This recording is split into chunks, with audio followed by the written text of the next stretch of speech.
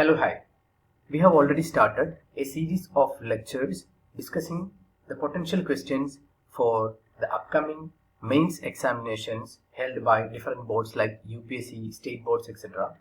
Today we are going to discuss the second question. What are the research and developmental achievements in applied biotechnology? How will these achievements help to uplift the poorer sections of the society? Don't worry by learning these words like applied biotechnology and all. Just think by closing your eyes what all areas of our lives are being influenced by biotechnology.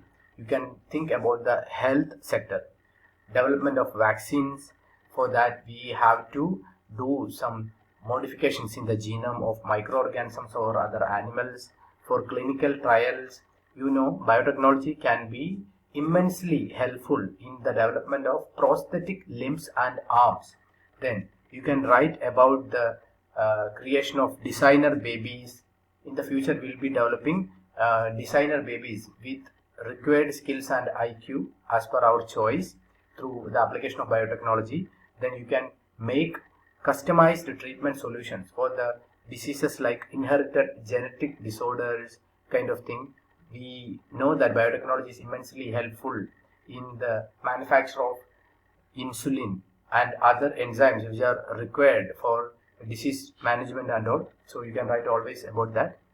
Then in what all ways biotechnology is helpful in other areas, you can write about the renewable energy sector. We are creating biofuels like biodiesel, biojet fuel, biogas development, green hydrogen mission. Everything we are using biotechnology. Even in the waste to energy conversion we are using biotechnology. So there are different arenas in which we can use biotechnology. We are going to see all those areas in this lecture within no time.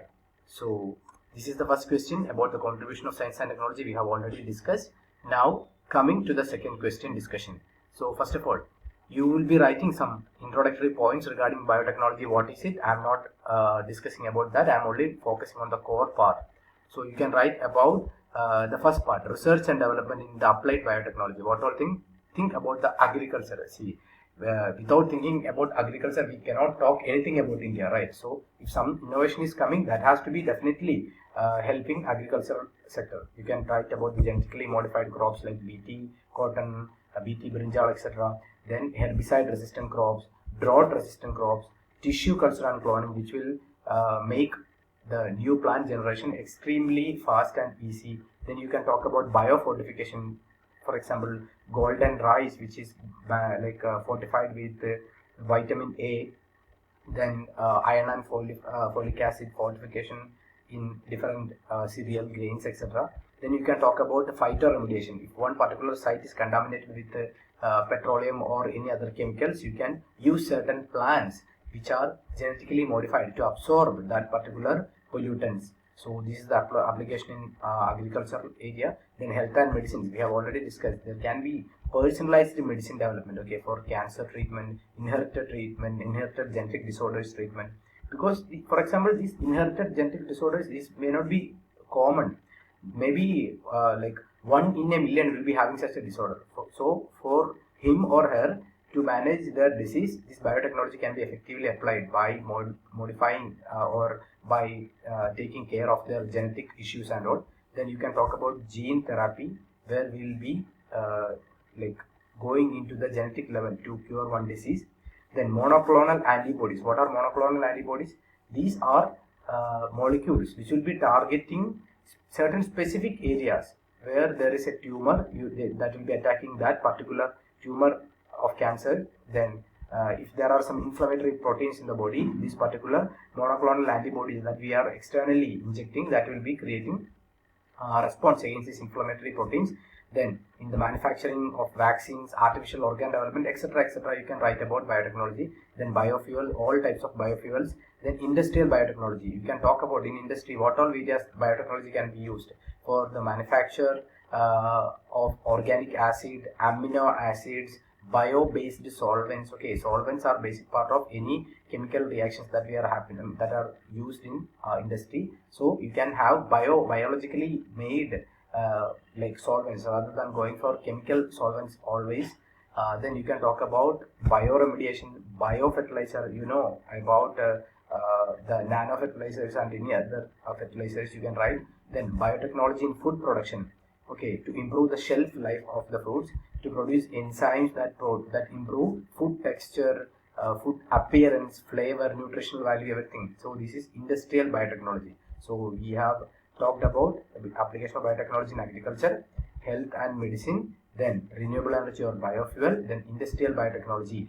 So how will these achievements in science and technology help to uplift the poorer sections of the society? Because if biotechnology is being applied, everything will be cost effective and affordable. So that will be enhancing their access to basic services.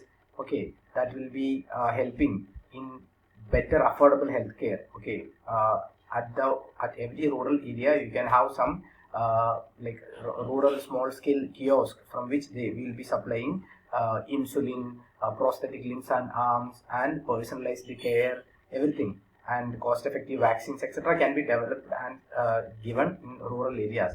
Then in education, if in the farmers, if in the agricultural area we are making the precision farming and biofertilizers kind of thing, and if you are helping farmers to improve their productivity and increase their income generation in that manner, they can use that money spared for the education of their children. And moreover, if you are fortifying the food with better nutritional value items, that will be improving their IQ and mind development as well. So that will be helping in education. Then biotechnology can be used for clean water delivery in remote and underserved areas. So we can talk about telemedicine, e-learning platform, water purification technologies, everything. These are the applications of science and technology and biotechnology in the access to improvement of access to basic services. Then it can improve by improving agricultural productivity. That will be leading to increased income and food security for the farmers in the low income area regions. Then think about economic empowerment. Okay, by improving the access to biotechnology and any other digital technologies and science and technologies, that will be creating better income opportunities for the rural poor. For example, they can start small business on biotech products. Okay, if biotechnology, that skill is being given to the rural pockets, those youths and families can create small biotech products at the MSME level, and that will be manufactured. That will be manufactured and marketed through digital technologies and e-commerce. That will be helping in their economic empowerment. Then healthcare advancement. Obviously, as a part of basic services, also we have access to basic services. Also, we have discussed this point. Then, as a separate point, you can mention if you want, because medical innovations, for example, affordable insulin, affordable drugs, generic drugs, low cost vaccine development, affordable medical devices. Nowadays, stents, medical implants, pacemakers are very costly, but with improvement in biotechnology, we can have better advancements in this area by making all these devices more affordable. Then telehealth solutions, everything, mental health solutions, everything you can have its application. Then affordable renewable energy.